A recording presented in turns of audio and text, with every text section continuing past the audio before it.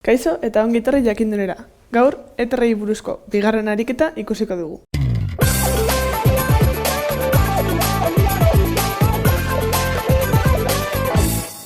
Kasu honetan, izen batzuk dauzkagu eta molekulak marraztu behar ditu.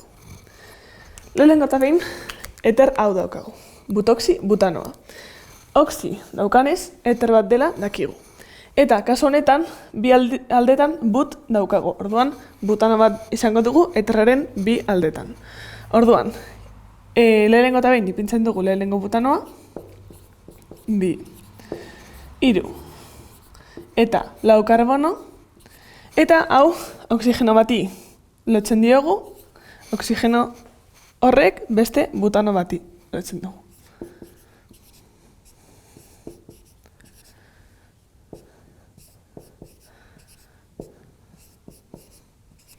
Eta horrela, butoxi butanoa izango da, zeren eta bi butano daude lotuta eter batez.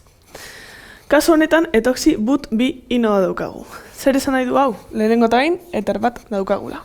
Gero, gure kate nagusiak lotura hirukoitz bat duela. Eta gure kate ez nagusia etano bat dela. Orduan, lehenengo eta behin, marraztuko dugu kate laburra. Bi karbonoekin.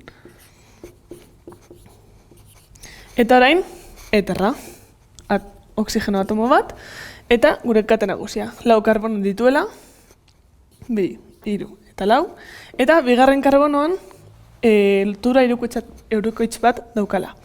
Zein da gure bigarren karbonoa? Ba, gure talde funtzionala hurbilen daukan muturretik zenbatzen hasten bagara, hau da, hemendik zenbatzen hasten bagara, hau izango da gure bigarren karbonoa. Orduan, hemen lotura hirukoitz bat izango dugu. Horrela, hidrogenoak ipintzen ditugu eta gure molekula horrela geratuko da. Kasu honetan, difenil eterra daukagu. Beste bideoan esan genuen bezala, fenil erradikala bentzeno bat da. Orduan, hau izango dira bi bentzeno eter batez lotuta. Hau da, bentzeno molekula bat, gogoratzen badugu, ziklohexano bat dela lotura bikoitz alternatuekin, eta hau eter batez lotuta beste bentzeno batera izango da. Eta azkenik, hiru difluor ziklohexil fenil eterra daukagu. Hau da, gure eterraren parte alde batean bentzeno bat izango dugu, eta beste aldean ziklohexil bat, ziklohexano bat. Orduan, lehenengo eta behin marraztuko dugu ziklohexanoa. Ziklohexanoa hexagono bat da, bakarrik. Eta orain dakigu, adibidez, hemen eterra ipintzen badugu, hau izango da gure lehenengo karbonoa. Orduan, hirugarren karbonoan bi fluor atomo izan behar ditugu. Hau da,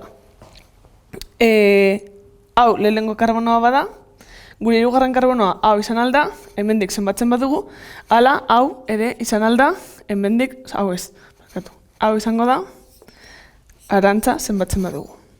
Ni aukeratuko dut karbono hau, orduan. Nire hirugarren karbonoa hau izango da, eta hemen bi fluor ipiniko ditut. Eta, gero, bestaldean, bentzeno bat marraztu behar dut.